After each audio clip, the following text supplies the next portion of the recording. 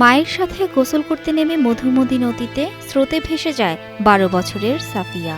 গোপালগঞ্জ সদরের মানিকদাহ এলাকায় নদীতে সাফিয়ার সন্ধানে নামে ডুবুরি দল। অনেক খুঁজেও পাওয়া যায় না সাফিয়ার মরদেহ।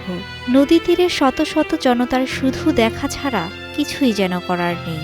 ঈদের ছুটিতে মামাবাড়িতে গিয়ে সাফিয়ার সলিল সমাধি হয়। শুধু সাফিয়া নয়, গত ১.৫ মাসের ব্যবধানে জেলার বিভিন্ন স্থানে পানিতে ডুবে প্রাণ হারিয়েছেন অন্তত ১৬ জন। এদের মধ্যে শিশুই বেশি।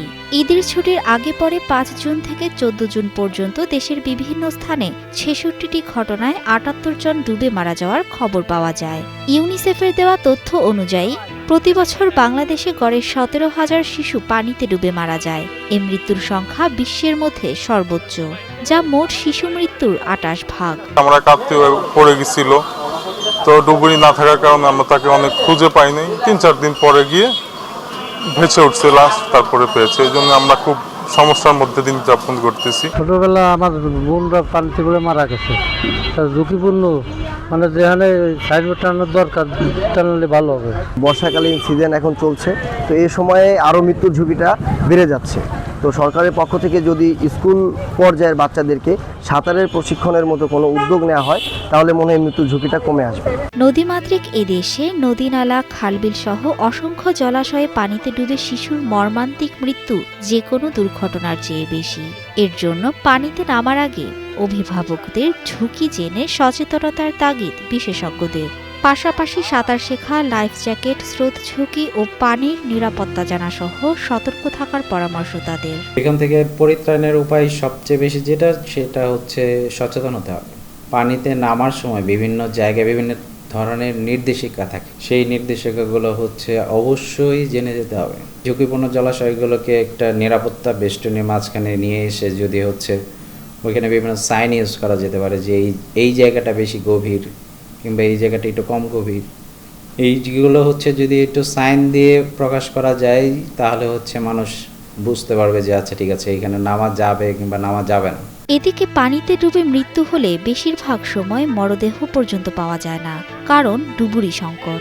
সারা দেশে মাত্র ৮৫ জন ডুবুরির মাধ্যমে ফায়ার সার্ভিসের কার্যক্রম পরিচালনা করা হয়। অনেক জেলায় ডুবুরিই নেই, যেমন গোপালগঞ্জ জেলায় নেই ফায়ার সার্ভিসের কোনো ডুবুরি দল। ২০২২ সালে টুঙ্গিপাড়া এলাকায় দেওয়া হয়েছিল আধুনিক রেস্কিউ বোট, কিন্তু দক্ষ জনবল ও চালক না থাকায় সেটি অচল পড়ে আছে। দুর্ঘটনার খবর এলেও উদ্ধারকারী ডুবুরি পৌঁছাতে দেরি হওয়ায় উদ্ধার কাজ ব্যাহত হয়। যদি কোনো দুর্ঘটনা ঘটে, আমাদের মাদারীপুর কিংবা খুলনায় সংবাদ দিয়ে ডুবুরি নিয়ে আসতে হয়। এখান থেকে আস্তে আস্তে হয়তো তাদের আমরা উদ্ধার করতে পারি না। নৌ ফায়ার স্টেশন চালু আছে, মানে ছিল, এটা আসলে কার্যক্রম বন্ধ, চালু নাই। আমাদের সরকারের কাছে একটাই দাবি থাকবে, যাতে এটা দ্রুত সচল করা যায় সে ব্যবস্থা করা হোক। ডুবে যাওয়া কাউকে উদ্ধার করতে নির্ভর করতে হয় অন্য জেলার ডুবুরির ওপর। গোপালগঞ্জ জেলায় নৌ দুর্ঘটনা হয়, ওয়াটার রেস্কিউ আমাদের কাজ করতে হয়। প্রায় সময়ই ডুবুরি টার্ন আউট হয়।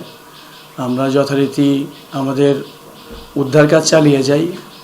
যখনই কোনো ওয়াটার রেস্কিউ হয়, মানুষ ডুবে যায়, তখন আমরা সাথে সাথে আমরা কন্ট্রোল রুমের মাধ্যমে আমরা মাদারীপুর থেকে টিমকে কল করি এবং যথারীতি তারা দ্রুত সেখান থেকে রেসপন্স করে এবং এই গোপালগঞ্জে উদ্ধার কাজ চালিয়ে যায়। এই জেলার মধ্য দিয়ে মধুমতি সহ বয়ে গেছে ৭টি নদী আর শতাধিক খাল। এছাড়া জেলার অধিকাংশ এলাকা পানিতে নিমজ্জিত নিচু এলাকা হওয়ায় প্রায়ই ঘটে নৌ দুর্ঘটনা। তাই নিরাপত্তার জন্য দ্রুত ডুবুরি নিয়োগ ও উদ্ধার সরঞ্জাম সচল করার দাবি গোপালগঞ্জবাসীর। Mithila Anjum, star news.